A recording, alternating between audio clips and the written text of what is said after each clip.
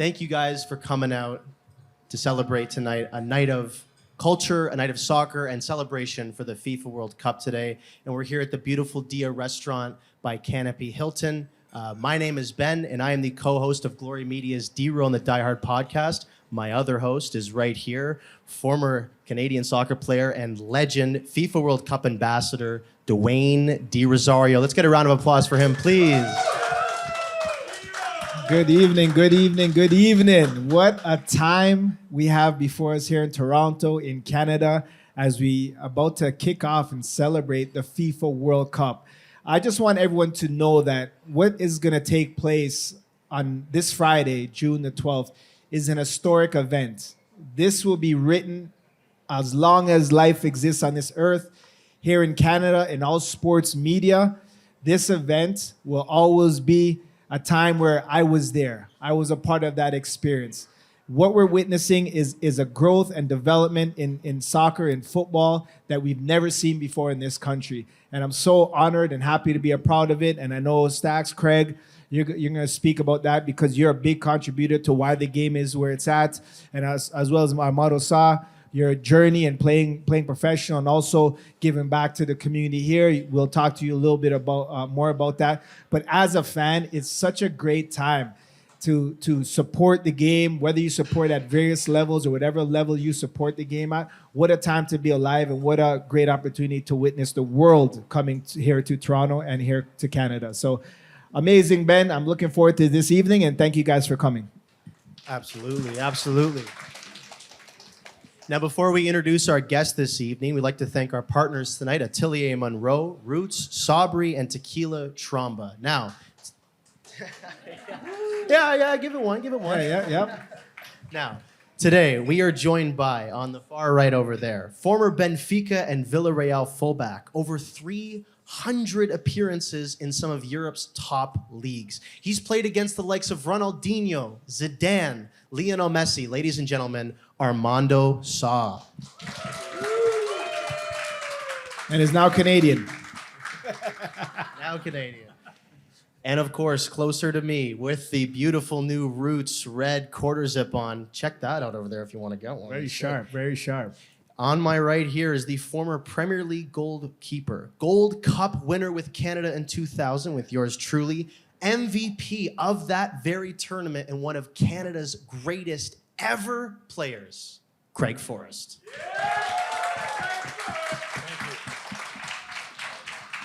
Now, Craig, in 3 days, Canada will play its first ever match on home soil. Just let that sink in for a second. What does that moment mean for Canadian soccer? And did you ever think you'd see it in your lifetime? No, I didn't think I'd ever see it in my lifetime. I remember somebody said the other day where they were talking about, the historic moment. And somebody said that when you're a 10-year-old and you're watching this World Cup, and we know a bunch of 10, 15-year-olds in that range, you spend the rest of your life chasing what that felt like when you were 10 years old. And you may never get it again. So for many of those youngsters, girls and boys, this will be the biggest and most important and most exciting World Cup. They'll be talking about this for decades and decades, just like we did when the first World Cups that you remember. I look back, probably show my age here, 82 was probably the first one I sort of remember, and obviously 86 when Canada qualified and what have you. But yeah, it's a massive moment, and it means an awful lot. And I'm not sure if it means more than the Women's World Cup in 2015, because I think these all played a part. 2002, under 19 Women's World Cup, it was called at the time, when Christine Sinclair came out to the public and just was basically showed her brilliance back in 2002. 2007 under 20 World Cup was also in Canada. So we host good events, and they're all sort of stepping stones. MLS teams coming to Canada. All these are slow builds, and there's nothing being fast about it, but the baby steps are certainly there, and there's steps in the right direction, and we're getting there for sure. And it's getting exciting, and it's exciting to see the youngsters building around this, because at the end of the day, that's what it's about. It's about building the game with the young up-and-comers. And you've done that throughout your career. You've been a great example of what kids from Toronto that could dream of playing it, and take it to the highest level that you've done in your career, on your journey. What inspired you the most from that '86 World Cup? Watching that as a as a young Craig Forrest? Well, I was already in England for 2 years. I went over there when I was 16 years old in 1984. And by 1986, my coaches from Ipswich Town were phoning up the Canadian Soccer Association saying, we've got this Canadian, you should be looking at him. We've seen your goalkeepers. I think you should be a part of it. So that was a little disappointing because even though I was only 18, 19 years old, I thought I was good enough to play for Canada, at least be in the squad. So there was some disappointment there, not being involved. But the World Cup qualifiers after that, 1990, we kind of screwed that up because Mexico were actually suspended because they used some overage players in an underage tournament. So that was really a good opportunity for us that we failed against Guatemala, I remember, in a pre-qualifier. I never played in those games because back then the clubs didn't have to let you go. And there's a lot of pressure. Even when you were able to go and they couldn't do much about it, there's a lot of pressure on players. Even today, you know, look at Alphonso Davies in Bayern Munich and that setup, he'll be under incredible amounts of pressure from his club, probably not to play. Because that's your bread and butter, club football. You have to realize that, and I think you do. But there's things around that and pressures that certainly make it more difficult. And at least they have a rule now. But it doesn't. I wouldn't say it helped me playing for Canada in my career. Probably hindered it, if anything. Yeah. You know. And it's amazing because a lot of people that don't understand the football landscape don't understand that concept. You know, when you have like NBA is going on or NHL is going on, and all of a sudden you have your top players just leave and go play for your national team on a friendly or another cup challenge. And I know we've seen NHL now starting to apply like a tournament within the season. I know NBA has tried that as well, doing a tournament within the season, and that's something that we've been used to. You know, playing Champions League or Europa League and all these other tournaments while the season's going on, and adapting towards that. So understanding why clubs want to hold on to you, Craig Forrest, because you're such an important, because you're going to be missing. You're going to be missing 10 weeks of the season because you're playing for Canada and Jamaica, St. Lucia, Mexico, whatever. But you're missing your club football. So why should we sign you? That sort of thing. Right. You know, it's just the way it is. Armando, you've played in some of the cathedrals of football across Europe, where the fans are as fervent as they can be in anywhere in the world. The new and improved Toronto Stadium will have 45,000 seats filled, hopefully, with Canadian fans. What role do you hope that they play, and what role can they play to will their team to victory? Because it's a very, very. I think the fans, the people, all the Canadians, they need to be present. This is the moment. I think I'm in Canada from 14 years, and I'm in the best moment of soccer. I call football, but you can call it soccer, you know. And I think everybody need to be involved, because it's unique. It's unique. I know people talk about the tickets, how much the tickets and everything there, but it's unique. It's only happen in this country, and we don't know when it's going to happen again. And this is the best moment to go there and see the culture of soccer and try to support the national team, because these guys need it. I've been there, DeRo been there, everybody been there, and we need the support. We need everybody there because it's like a lot of pressure. There's a lot of pressure, and we need everybody to be there, and we need the country behind us. Yeah. And just to touch on Armando's point is that, even if you can't attend the match, still go to the fan zone, still go out, be on TV, channel that energy through the screen or wherever you're watching the game, on the radios. Because like I said, it's a historic moment, and the players truly feed off of all that energy and that passion and that pride. And I think, Craig, you could honestly say, I mean, we've played in matches where it's like, are we home or are we away? where it felt like we're away. Most of the games we ever played in Canada were like away matches. We're away matches. Yeah. So to have that. Let me say something. It's how many people, travel the country to come here. Yeah. They coming from far. They spend a lot of money to watching their own team to play. And we home. We cannot lose this chance. We cannot lose this moment. This is the unique for me. We need to harness that moment and really drive everybody towards supporting Canada and wearing red. And this leads me into my next question. It's actually for you two. You know, you were talking about how Bosnia views us and how we view Bosnia. And it's really like both. It's lion eat lion, dog eat dog type of thing when it comes to that matchup. But I was wondering, you know, you guys won the Gold Cup together in 2000 as an underdog team. Canada, our hopes for this World Cup, I think we all can agree that, you know, Canada's never won a World Cup game. You know, we scored our first World Cup goal 4 years ago. So while the expectations are very high because the tournament is in Canada and we have the best generation, eventually, if we do get through, we're going to meet one of the big boys. And a lot of these teams, a lot of these matchups, we are underdogs for. So for both of you guys, what can this team draw from off of the team that won that Gold Cup in 2000? And how can they truly harness that underdog mentality? Well, I think we have a really mature team. And go back a couple of years ago when they played in the Copa America, I think that for me, that was an eye-opener for this team. I was like, that team, if they're healthy, are going to potentially win the group in the World Cup. And if they win the group, they stay in Vancouver. And if they win the round of 32, they also stay in Vancouver. So that has to be the goal for a national team. Even though we have injuries and whatnot, that's going to be difficult. But everybody's dealing with that to a certain extent. But if we can galvanize this team, and I think they are, because I think they've got a really good coach with Jesse Marsh. I think he's done a really, really fabulous job building that team from the inside out. And I think they have the capabilities of doing something really, really special.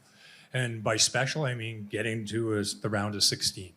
I think they should get there, and then who knows from there whether you can do it. But I don't think they have to draw from anything. I think these guys have all played for clubs and in big situations, and some of them won top 5 leagues in the world, right? Jonathan David's done a fantastic job and got to move to Juventus. We got players playing in the Tejon Buchanan.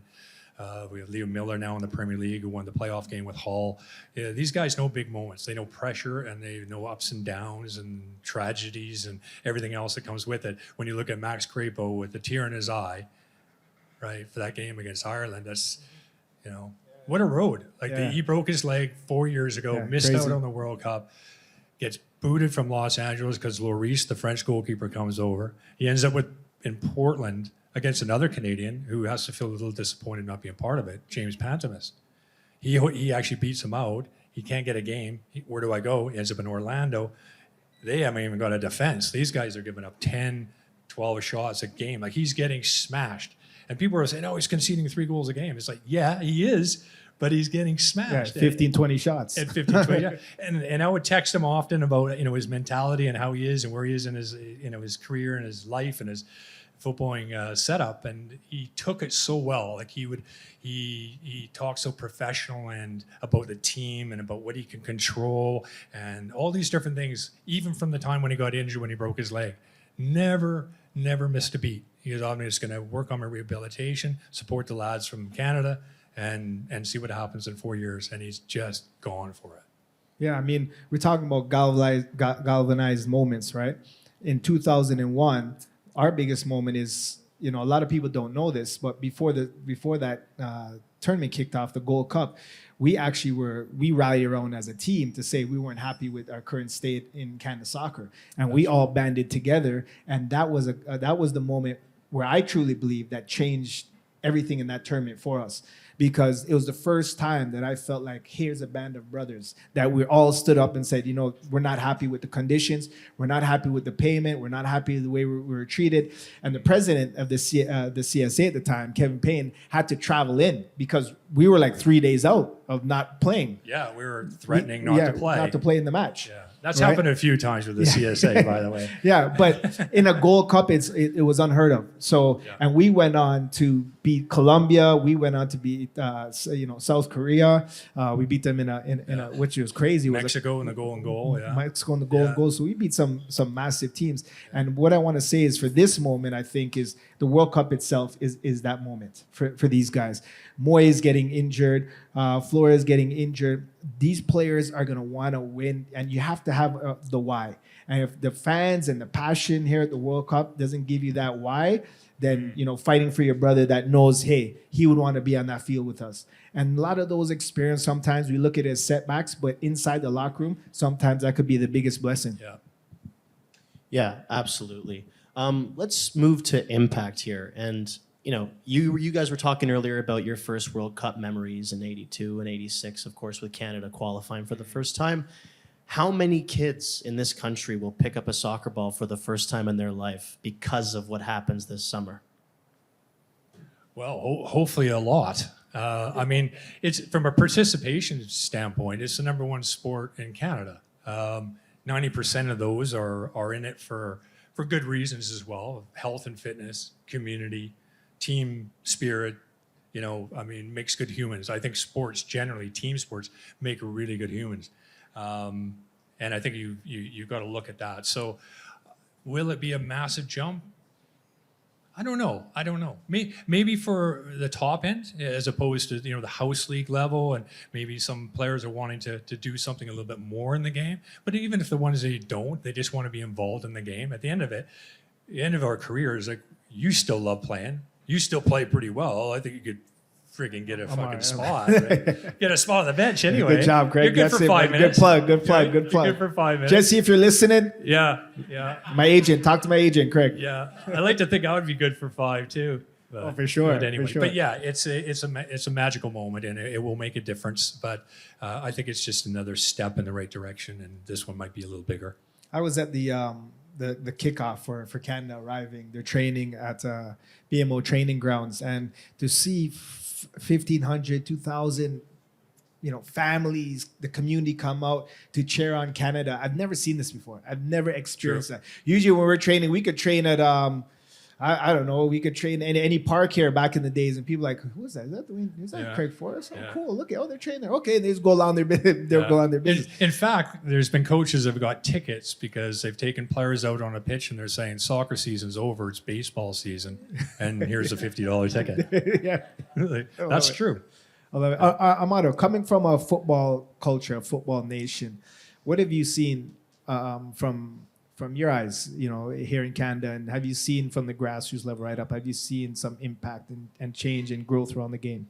All these years I'm being here, like, it's a big change. It's changing a lot with the CPL, the league, and with the Canadian national team, with the coach, with the head coach Jesse Marshall, being like the man. He's being the man. He's being like he tried to put this country together, and the culture of this. And I see from it's been going in good way.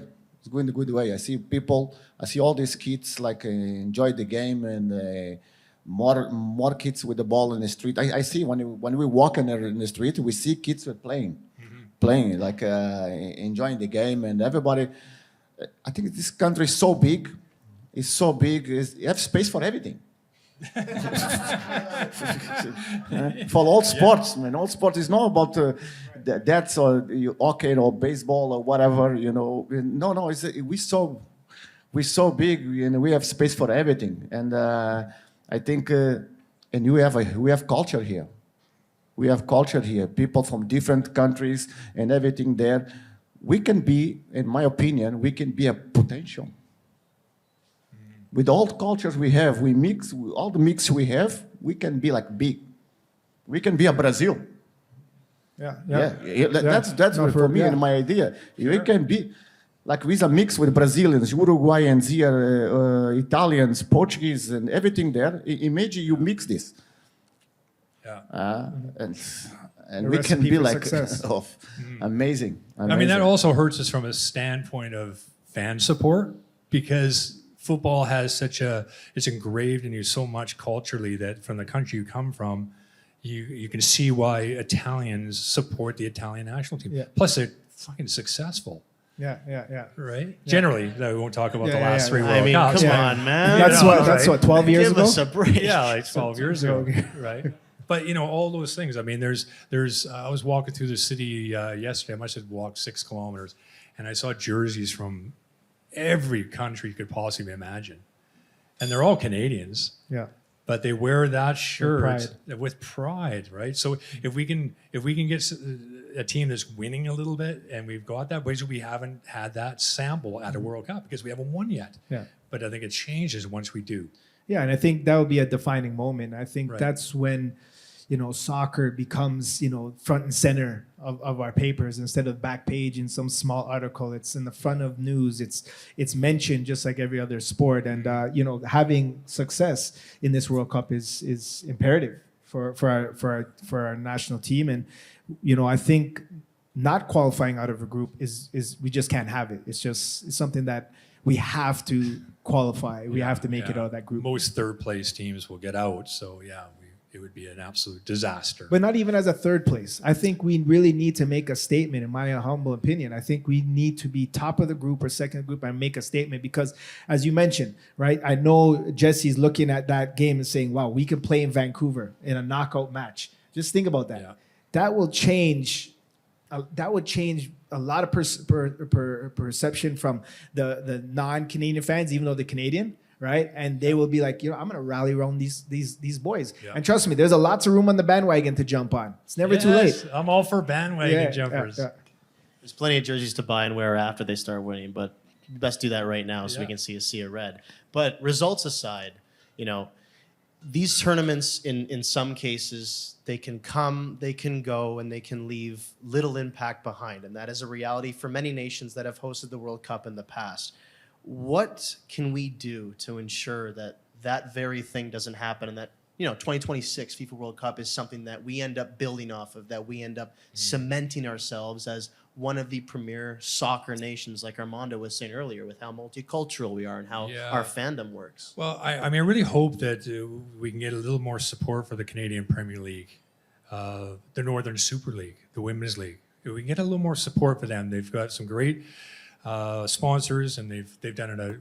Diana Matheson has done an incredible job getting that Women's League up and running. And with the women, that's got to be one of the top 5 leagues in the world. It just is by default.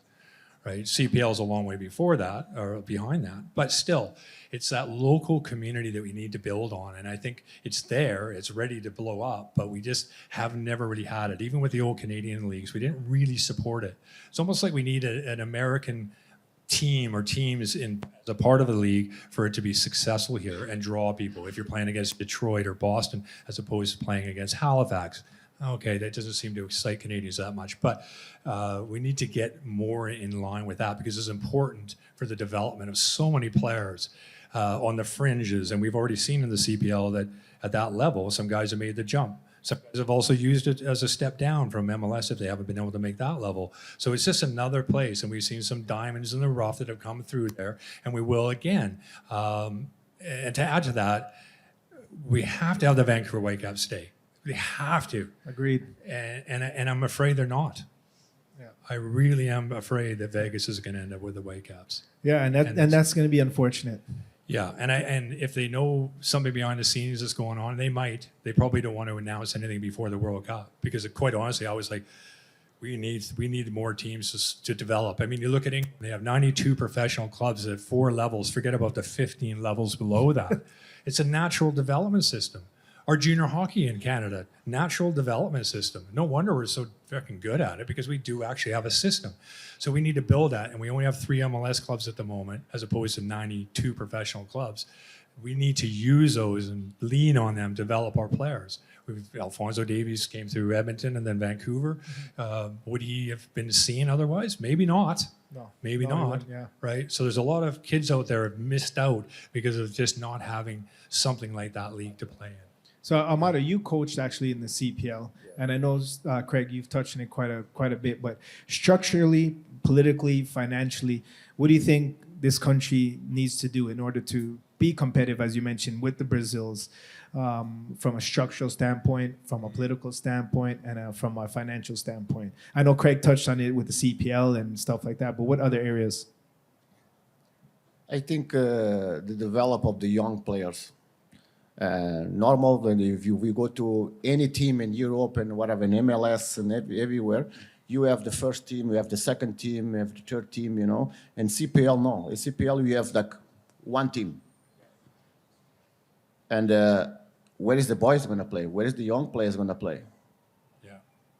That's the big problem. We need to have this pathway for the young kids can play like, let me see, one team from MLS, a B, CPL B, you know, and all boys can play there, all the boys and girls, whatever, we can play there, and they can move to the first team.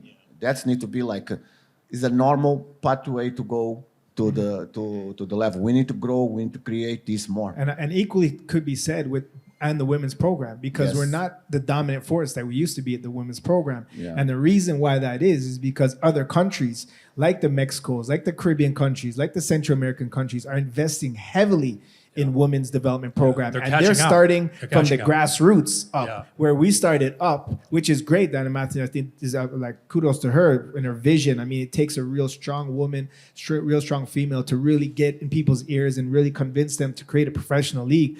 But now that she's done that, we need people to help and support from the grassroots and say, okay, we want to step in and help develop this program where the kids can wear AFC like how they do at Toronto FC.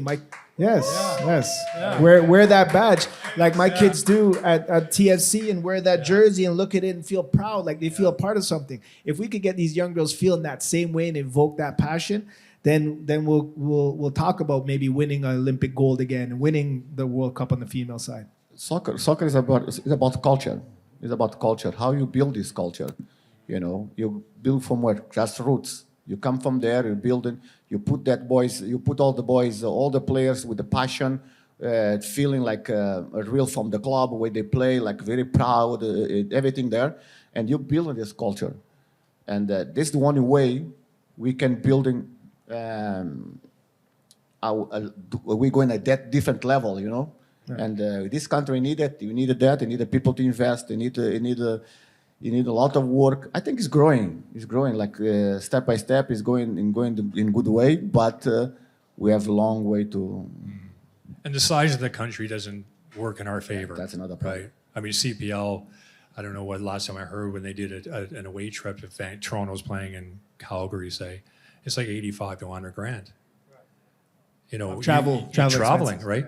Broadcasting, you can't broadcast a game for cheaper than 45 grand, and that's 4 cameras. Right. You know, it's expensive, really expensive. So it needs support because we do have challenges with our geography. But do you find that the support? Sorry, Ben, I know you want to jump into your next question, but I kind of liking this. It's juicy. So do you find the support? Yes, we need people to financially support, but I also would want to compete that and say we need you, the fans, to go in and support the women's league. So when the fans capture it, they see people.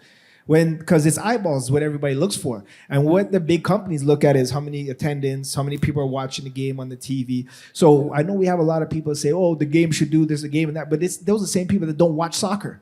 Mm-hmm. And they have everything negative to say about the game. What's your I know you do broadcast, you do broadcasting. So what's your, everyone's like, oh, we don't support Canada. I go, well, who's on Canada team? Well, you have Davies and, yeah. okay, that's all you know, and you're quick. You get, you know what I'm saying? Well, hey, listen. I mean, let's get it right. We're a hockey nation. We have been, and it's part of our culture. But it's in your face. You know, during the NHL season, Connor McDavid is in your face every single other night if you want to watch him. Right. How many people are getting a chance to watch Alphonso Davies? Even though you can actually get him on, I think One Soccer now have the German Bundesliga. You need the app. You need and all these things too, which Right. put a damper on people, right? Because now they got to buy an app to watch the games, right? Where it should be accessible. It gets really, really expensive because Yeah. DAZN have, a certain like Champions League and then One Soccer and then Fubo and Sportsnet and TSN. You got all these different platforms. Everybody's got to make a decision down the line what you're going to get. Let me say something. The funny thing, another day I'm dinner with my wife, and I'm watching TV and I asked for the lady to change the channel because I want to see Canada. The Canada match, the friendly. Canada, yes, against Ireland. And she say, okay, I'm going to ask that to change. And I stay there waiting, first half is done. We should not change nothing in the channel. You know, like I say, okay, do the build. Let's go home. I want to go to watching the game. That's the people don't. People need to understand how this moment, and people need to try to. If this game is going TV, and people need to try to understand like what they put in other sports. Put that game, you know, put the game there, and let's people see. So let's people start to find the culture, start to understand the game, start to understand everything. But people in the bars and in restaurants, they need to understand Canada is playing today. Yeah, make it accessible. Let's go put the game, and that's why. It should be on when you already go in there, right? The fandom should be there, the following should be there, the passion should be there, and I truly think, and I think you guys might all agree. In Europe, in they Europe? broke the restaurant if they not. Oh yeah, they They get a little too aggressive, maybe a little bit in Europe. But Hey, maybe that's the solution. No, I'm just kidding, guys. I'm joking. We like this restaurant. We like the chefs. now listen, as we wrap up, I got one final question here, and we'll go down the line with it. All right? How far do you see Canada going in the World Cup, and who will win the FIFA World Cup? We'll start with you, Armando. Let me tell you first. I born in Mozambique. I've been raised in Portugal, and I'm Canadian. Okay, and Well, Mozambique's out the question. So yeah, that's, Mozambique's out of the question. You know what I mean? What I want Portugal. Of course, I want Portugal to win. And is a big to give this to chance to Cristiano Ronaldo. Sorry, guys, maybe no offense to Cristiano Ronaldo to win the World Cup, but I want Portugal to win. That is my choice. That's your heart. yeah, that's your heart. That's my heart talking. But Yeah. I know it's so difficult, but I think everything is possible. In Canada, I think Canada is gonna go to the 8th. Quarterfinal. Wow. Yeah, Love that. I think Love that, so. Love that, right? Quarterfinal. With that. Let's get that energy Yeah, out get there. that energy. Yeah. I think so. Why? Because I see the national team Canada play against France, Argentina, and all these games, friendly games, and I see them different. I see them different, hungry, lot of passion. You know, like I see them different. I see like nobody expect. Sometimes I give interviews in Portugal, and nobody expect about Canada. Nobody. I'm like, you guys are gonna be surprised. They're gonna Because find this is out. what I believe. I think one way or the other, I think that Canada will be as exciting to watch for a neutral as any country in the World Cup. Just the way Jesse Marsh plays. I hope he's a little bit, or changes his style a little bit against Bosnia, only because I think we got center backs that are coming back off injuries or not, You think he 100%. I don't think so. I really don't. It's I his don't MO. think so. Like Yeah, he's yeah, at gag and press, and he just wants Yeah, to get at teams. And I can see that, but temperature could play a part. And I don't like the fact that we could get exposed defensively because of that, as well as we don't seem to take our chances when we build up in possession. We look good in it, but we don't have an end product.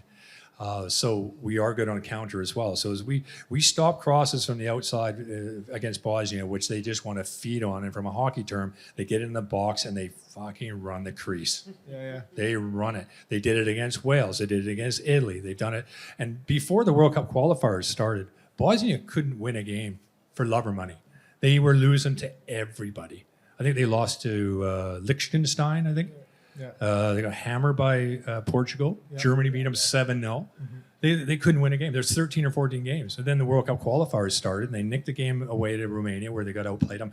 I know a lot about them because I'm obviously covering the game and doing play-by-play for the first Canada game. So just watching them really, really closely that way. They got a small stadium in their own country, which is a bad pitch, tight, difficult to play in. They got results there. Squeeze past Cyprus. Squeeze past San Marino 1-0. Yeah. But managed to finish second and get in that playoff. And then score late against Wales to take them into a penalty shootout, which they won, probably against the run of play. Played quite well against the Italians, who I feel sat back late in the game. I know they were down a man. But at the same time, I think they looked behind him and thought, we got one of the best goalkeepers in the world. Mm-hmm. And he's going to get us out of this trouble in the penalty shootout, which he did not. And I can see where they're coming from. But I think they were relying on Donnarumma. Yeah. But anyway, I think. So who's your favorite? Okay. Favorite overall to win it all? Yeah. France. France, huh? Yeah, France or Spain. I think those are the two strongest.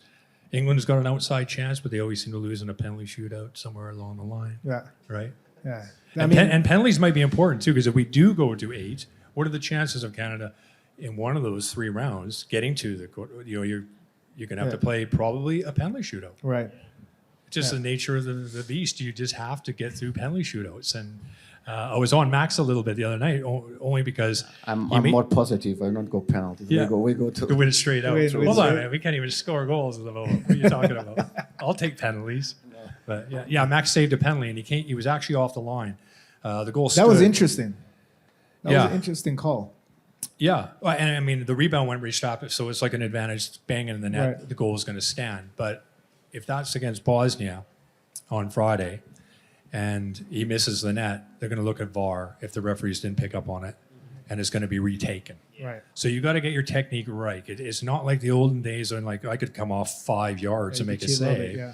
Not like that anymore. So your technique is a little bit different. They seem to take a step backwards to make sure they're behind the line, because there's no point in coming in front of the line because they're going to catch you. Yeah. Which I think VAR has helped us Yeah. big time to qualify, and qualifiers, especially in Central America. A lot of you guys may not know, but that's one of the most difficult places to play in is in Central America.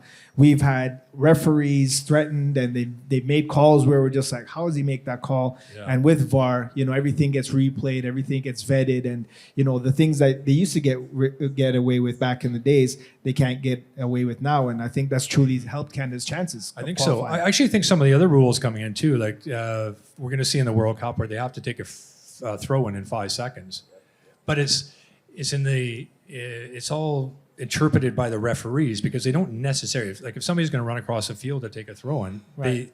they're like a okay throwing specialist with that. Yeah, like that, like a throw-in specialist. They're okay with that. So it's in the decision of the referee, and as we know, everybody's different. Right. So everybody's going to call the game different. There's going to be some referee out there who want to be referee of the month, and he's going to be all over it, and he's going to be counting down people. Which will play in very interesting as we watch the World Cup, and how teams will use that to their advantage. Because we know that the throw-in, there's teams like Bosnia.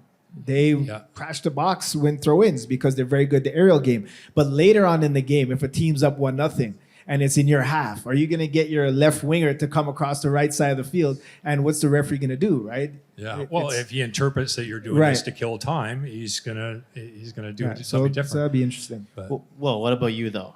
Listen, I'm not happy we're playing Bosnia first game. I'm not happy at all, because Bosnia will kick the shit out of you. And we already have guys injured. They're going to be in your face. They're relentless. They're a team. They've showed against Wales. They showed against Italy. They will not roll over and die. If it's 1-0 or 2-0, worse now if we go in the game, as we say, we're struggling right now with scoring goals. If we go late in that game, it gets even more, because those fuckers, they don't stop running. yeah, They're tough. different. they are. They're different. They're a mean They don't. team. They're Like, mean. yeah, they're gonna elbow you, and they're gonna beat you. They're gonna hit you. And guys like Buchanan, he's already. We have a lot of guys, Richie, and these guys are very emotional. So how they deal with their emotions in that game is going to be very, very important, because I know, as you said, Jesse has us playing a very high line. He wants to get guys in their face, but if we give up set pieces in our defensive third, it's going to be a long game for us. We have the talent, we have the ability to beat them 1v1s down the wing, use our creativity. I think our athleticism is our biggest asset that we have as a team. Yeah. If we can create that athleticism into end results, then we should be doing fine. And of course, you guys, the 12th man there to support us and to cheer us on, because I'm telling you right now, Bosnia has about 13,000 fans already in the city. 7 more are coming to the game. So this is real deal. This is not like, this is some like, oh, this is cute, this is nice. This is their life. Like, they're coming to cheer for their team. So it's very important that we know that ahead of time, because Canada needs us. It's a good point, because they will have a section, and they are bringing the ultras over. So I'm not sure about their ticket situation, how it all works out, but they do have a section, and then the rest of them can buy tickets in and amongst. So it's gonna be mixed of Canadian and Bosnian fans. But you're right, they are a proud country going through an awful lot. Most of their players are born outside of their country because of the shit that happened inside it, right? But they still have that, like they play like. I got a call 2 weeks ago, fun fact, from someone in the Bosnia fan section, and said, DeRo, we want to connect with someone from FIFA Toronto to see, can we bring flares? Can we bring, I'm like, I don't know if you could do all that, but I'm not the guy to ask. But it's just funny that they reach out to me. And where can we march to the game? Because we got about 17,000 fans. Not everybody's going to the game, but they just want to march to the game. And then they'll go their own way and they'll stay outside marching and going crazy. Oh yeah. So these are all scare tactics, and you No, should, no, we this is shouldn't not fold scare to tactics. any of this stuff. This is, we play hockey here too, all right? We're tough. Yeah. Bring it on with your flares. Did you see all the Bosnians in St. Louis? I mean, I know they got a massive population there. They're in all St. coming Louis. here. They're all coming here. They're here right now. They There's some are. of you guys that know Bosnians hiding in the suit. I want to hear what they have to say. Hey, coach, this is what. Yeah. Well, That's how serious it is. But I would, going back to the original question, who I think is going to win it, I would love to see Canada. I think it's a must we make it out of our group. And if we get that knockout stage in Vancouver, I think I favor our chances where we can go to a potential 8. Yeah. But in terms of winning it, that's when you get to that in your blood, that like France has that. They have just a winning ways. What is going to be interesting is how countries deal with the heat, how they deal with the travel, how they deal with already the immense season that they had before. Most of French players, PSG, they just won Champions League. They're so exhausted. They're so tired. Yeah. So how they manage that and handle that going into the World Cup is going to play a part. Dealing with altitude.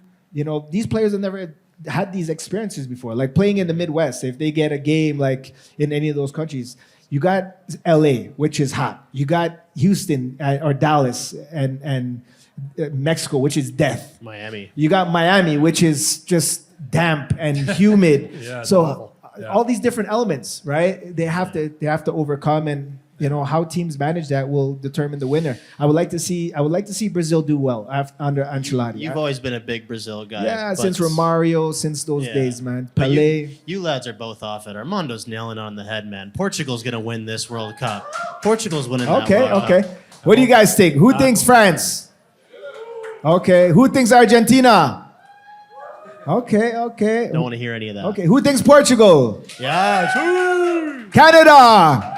Yes. Now we're talking. Now listen, this is what, because I tell you what, if it was a different time, we wouldn't be doing stuff like this. No. So thank you guys for coming out, and I think that was the last question. Yeah, thank you guys all for coming out. What a fantastic crowd you've been. You know, I'm sitting here with players and now former players who live and breathe football and have done monumental things to make this sport in this country and globally as followed as it is now. So thank you to the three of them, guys. Let's give them all a round of applause. Thank you.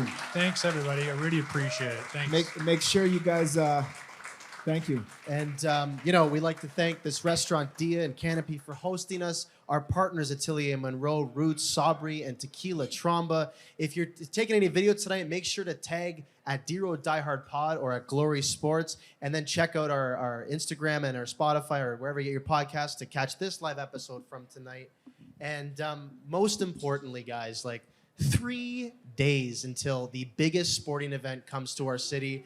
And I know that we're all feeling it because I, like all of you, am a diehard football fan and will be fully immersing myself into this culture the same way that you guys will. Yeah. So the culture, the emotions, and of course the football, let it all sink in. And let's just relish this moment for the truly remarkable experience it is going to be. So thank you all for coming, and go Canada, go. Yeah, go Canada. And make sure you guys do please check out our very own proud Canadian brand, Roots, in the back. They have some amazing Roots gear. Yes. Make sure you go support if you want some Canadian gear or you want your fan gear. I'm also have my books.